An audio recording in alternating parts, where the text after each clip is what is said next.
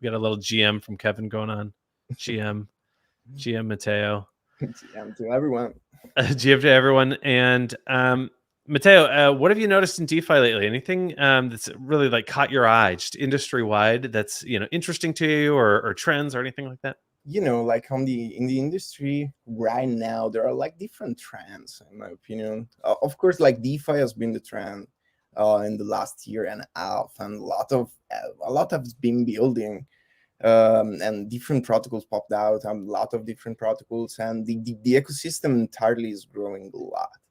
More like closer to the current present, well, we have the NFTs space, which is honestly, in my opinion, is really fascinating to follow, because it's venue to allow a lot of different segments to onboard in the crypto space, because creators, writers, game designers can join the space now with NFTs. And like in the future, I really see more and more connection between DeFi and NFTs. Mm-hmm. Another trend, honestly, that I'm really following closely. Of course, I'm a little bit biased because I'm working on that, but the DAO trend is really important for the future, in my opinion. Also because, like, if you see DeFi and NFTs, you can see DAOs like including them both into like DAOs can be used for NFTs, can be used for DeFi applications. Now DAOs are getting even more and more specialized. We have investment DAOs, we have protocol DAOs. So honestly, in terms of trends for the future, I really see DAOs being one of the central components of these kind of cycles. Here's my hot take. NFTs are the killer use case for DAOs. But like so NFTs kind of bring these DAOs together and make them happen. And then you've got a DAO that needs to do something with its treasury and with its membership. There's DeFi. Exactly. It's like the infrastructure for DAOs, like we're going to do something. And then like there was nothing to do except for vote on what we were going to do years ago. And now there's NFTs, so you can collect. So there's that common culture. And then there's DeFi, so you can actually make those assets productive assets in DeFi. And those are really important decisions to make once you have those two things. So you and me are aligned. It's so like coming together really in a good way, with like DeFi first in order to create the financial layer, NFTs to create another layer for onboarding new sectors, new industries, and then DAOs to wrap everything up. That's really fascinating. We got to start the show. I got to find out how Idle plays into all this. It's Chainlink Live. Stick around.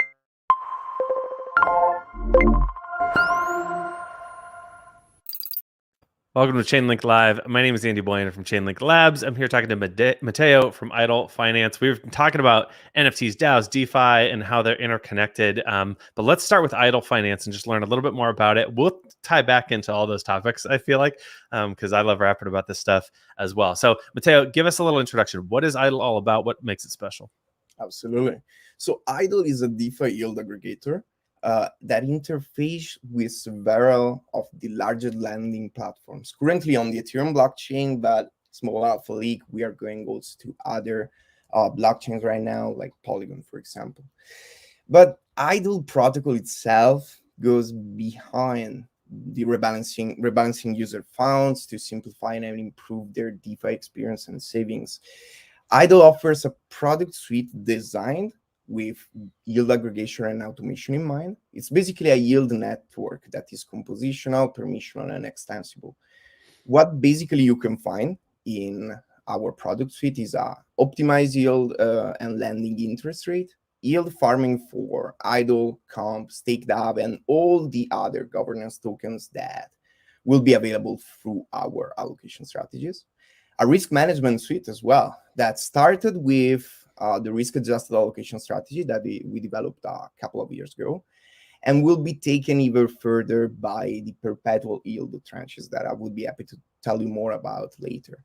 A built-in insurance service as well is within our product suite, because we have been partnering up with Nexus Mutual and also talking with other insurance services for a covered yield strategy, which is basically an insurance service where the user will be covered for the entire risk stack and dependencies automatically without any manual action to go buy the insurance, that will be within the entire allocation strategy. As I was saying, the tranches is one of the new products that we added in the suite. Basically, the tranches have two components, the senior and the junior tranches. Senior tranches have a deposit protection, and the junior tranches instead have a leverage yield. Lastly, something that is really important in this suite that we are creating is also the ownership experience that we want to give to our users and token holders, because there is a component that is made by the protocol and the strategies. Another one is the DAO and governance components. So with different modules like the staking module, with all the, and also the other use cases that we're giving to the idle token itself, and also with the league structure, that another point that I would like to tell you more later. With the league structure, we're building out this suite of ownership experience for our users and idle token holders. So I like the branding, right? This idea of a yield aggregator that's idle, where the user can be idle. Can you talk a little bit about that? Like, I mean, there's idle games are a very popular genre on mobile, where you have to play the game, but you don't do that much, right? Is you do basic input, and then a lot of things happen, and you kind of level up and do that sort of thing. What's the thinking? Is there a parallel there between that sort of activity and your product suite? That's exactly the parallel. Okay. The parallel idle games are games where the user don't have to do a lot of things. There is only an input at the beginning and then different checkpoints across the game. That's the same concept that we wanted to apply to our product suite. So our users, our token holders, can just be idle, and the protocol itself will manage the yield aggregation and automation on their behalf. So yeah, that's the thinking behind. Also, it's a parallel within computer science and finance, because we are targeting as a protocol idle funds. Idle funds are funds that are not being used and not invested. So that's exactly the category of funds that should be deposited into the protocol. And it's coming also from computer science, where like idle variables are variables that are not used. So in general, our users can stay idle, and the idle funds that they have are the perfect funds that should be deposited into the protocol. So I can see like super clear value proposition. If your funds are idle, if you're not doing anything with them, you can earn on them and you don't have to do a lot. Like that's a pretty core value proposition for a lot of DeFi, a lot of yield aggregation, or yield generating stuff. But what about those active users? Like, is there a benefit for a yield aggregator where I do less as compared to I find the farms myself and I move funds from one place to another and find that? Like, what are some of the differentiators there for idle? Absolutely. So let's start with capital efficiency. So the capital within an idle allocation strategy for a given asset can be allocated into chunks across several protocols simultaneously to either maximize the return or minimize the risk exposure for our depositors. However, simply looking at the interest rate prior to a rebalance often results in an inefficient allocation, basically, as it fails to account for the impact of the reallocated capital. So these, if you're like a protocol or even a single user, and you're trying to manually moving all the funds from one protocol to another in order to maximize your interest rate return, you might cause a so-called, we call that the ping pong effect. This ping pong effect is basically an infinite loop of rebalance without finding an optimal point of yield, due to the fact that the interest rate influence that you're causing to the interest rate by the protocol rebalance or the user rebalance is not counted in. So that's really something that is heavy for a single user to compute, understand what's the exact allocation that he needs to do on a certain protocol, and also time consuming and gas consuming. So bearing these so if I'm looking at it a yield protocol, I can do some yield farming, and it says it's 10%. when I deposit in there, there's a chunk of funds that make that 10% reality. And so if you deposit in there, it changes from 10% APY. Now you're using up a portion of that funds, and it drops it to 9.888% or whatever it happens to be, that your allocation impacts that reduction, right? Because in yield farming, there's a limited pool of funds that are going out and being distributed as rewards. And so this ping pong effect is like, oh, well, if I switch from a 9% one to a 10% one, and then it drops it to a 9% one, and then I go back, really, now. you're just spinning gas and doing nothing. Exactly. Okay, I get it. I've not heard of that explained so, but yes, I'm sure I felt that in the past. Yeah, exactly. That's why one of the differentiator for idle finance is that we discovered this issue, especially for yield aggregators that don't take account of this kind of ping pong effect. So we wanted to solve that, and we developed a dynamic rebalance mechanism which allow to granularly split funds across protocols to achieve the best aggregated interest rate, taking account the influence that the rebalanced capital has on the different rates. So we are computing the interest, the influence of this capital that is going on a specific yield. So the central idea is to allocate capital among multiple lending protocols in whatever ratios result in the highest net interest rate. So as you were saying, imagine that you have deposited a significant amount of DAI into Compound. You're happy with that, you're happy with the lending rate, and you go on with your daily DeFi life. But when you come back after a while, you discover that a lot of the capital has followed the compound interest rate dynamics, dragging down your returns to the point where you'd be better off using Aave instead. So you decide to move your capital. After you do so, though, you check the rates again, only to find out that the Aave's return has decreased and compounds has increased to the point where compound is once again the better place for your funds. The solution here the manual solution here would be to only move some funds to Aave, some funds to compound in such a way as the average return of the returns from the two wire. Basically, you are mediating your returns, basically. And that's exactly where the best yield strategy comes in. You don't have to mediate your returns across our protocols, and you don't have to spend plenty of time on rebalancing funds, gas fees in order to pursue the best interest rate. So it's like APY arbitrage. Almost. Correct. Exactly. So either if you have your tokens in a cold storage, or even if you're like a builder that is building a new amazing yield generating savings account and you want to focus only on the user experience, on the UI for your customers, if you use idle, you don't have to play around with moving your funds, basically, and you can just keep in them where they're stored, and the protocol itself will take care of the optimization of the rates. Interesting. So you talked about a couple other products, some perpetual products as well. Are these all baked into one aggregator, or if I go in as somebody with a treasury, my own treasury, or whatever it is, I select different products? Oh, sorry, I'm hitting stuff. I select different products, or how does that work? I'm just curious. So right now we have the best yield allocation strategy with different assets. So you can choose a specific asset, deposit, and then your deposit will be split across Compound, Aave, YDX in order to optimize the yield. That's the base layer of optimization and aggregation. Now with the perpetual yield tranches, it's an on-top strategy. Right now is built on top of the best yield strategy. What the tranches do is basically to split the yield and the risk on different products. In this way, whether you are a degen that is fine with the risk of the underlying protocols, or you are like new to DeFi, you want to try the yields, but you're a little bit scared about the consequences, you can find a product that is fitable for you. The senior tranches have a intrinsic lower yield, but they have a protection in case of any loss of funds or X.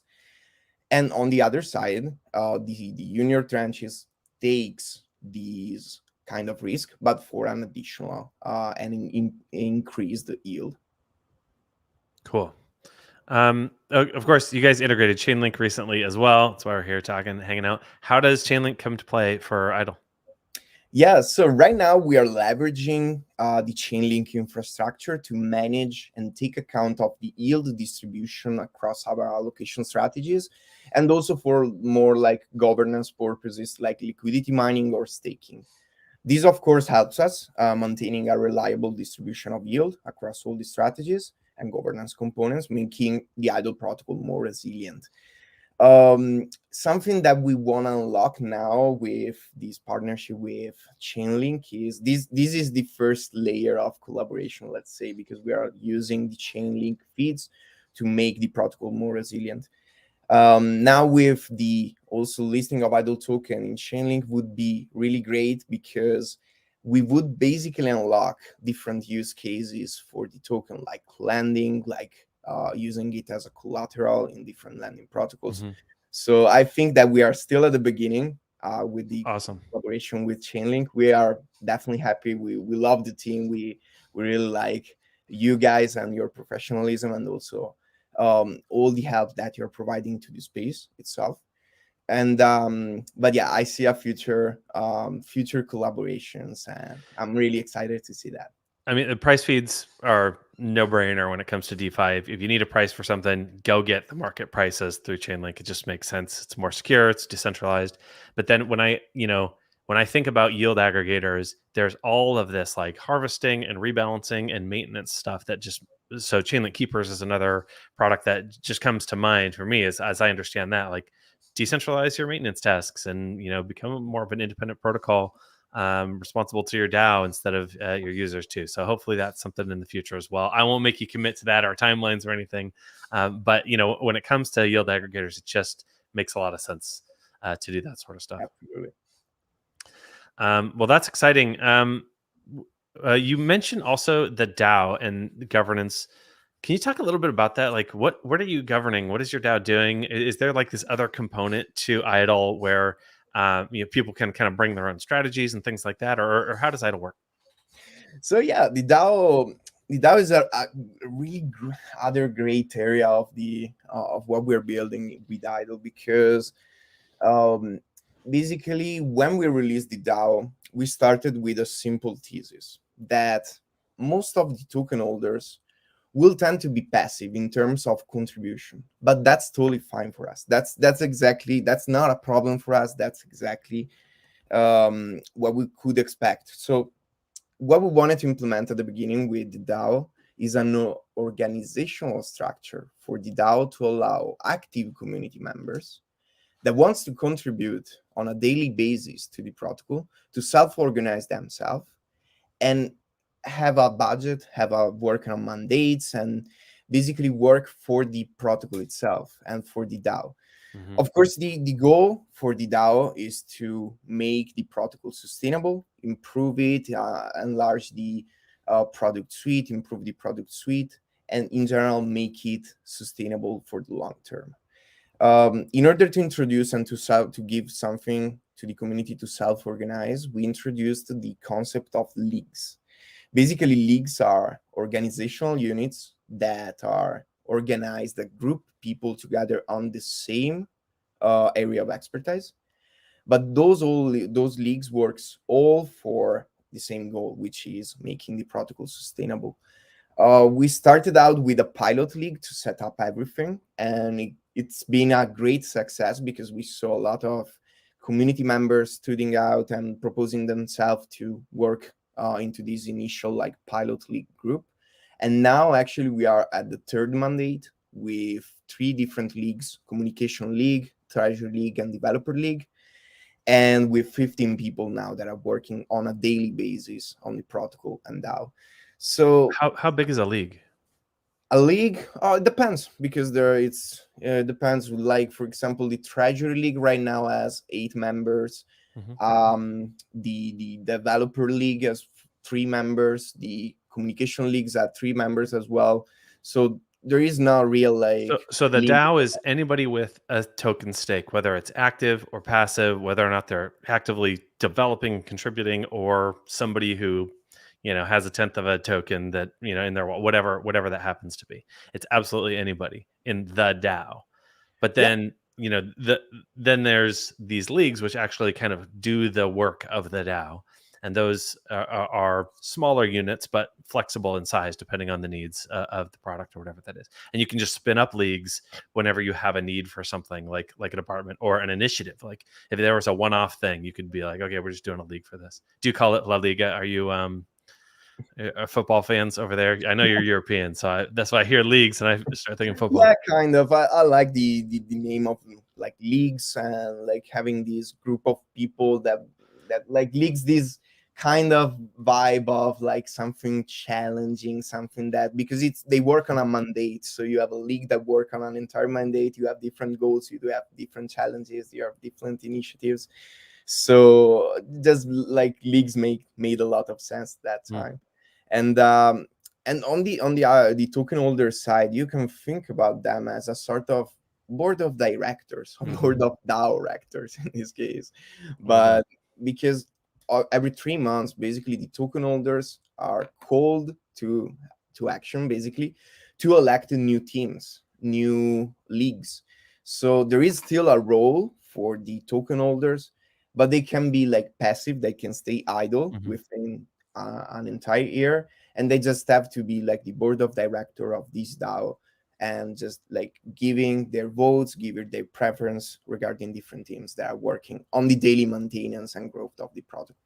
I mean, I know a lot of people thinking about DAOs and doing research on DAOs. I come from communication background where there's a lot of research on small groups and how they work together. And there's this really interesting dynamic of a small group. You get 5 to 10 people, 10's even large, but you get 5, 6, 7 people, and you can make a lot happen with this area of expertise. And as soon as you blow that up to 30 people, it gets harder. Like, so what do you do when you get 30, 300, 3,000, etc.? Like there's these scaling challenges as well when it comes to making a decision. And DAO, like if it's supposed to be a decentralized decision, but all of a sudden it gets really difficult. Like that's the thing that a lot of people are dealing with right now. You got people who drop out and don't participate. You got people who say they're going to participate and then they don't. And you got people who are, doing 12 jobs at once and actively contributing, but, doing too much probably.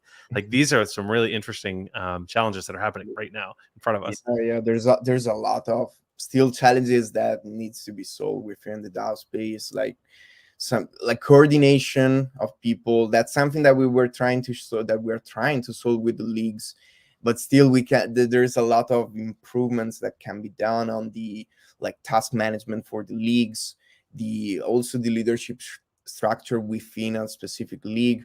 We are like, there's a lot of like inspiration that you can take from other models. Something that comes to my mind now, for example, is, I don't know if you ever heard about the Spotify model. They work with like tribes and guilds. So it's kind of similar to the leagues. Indeed, for example, within this mandate, we are testing a new organizational structure, which is the labs.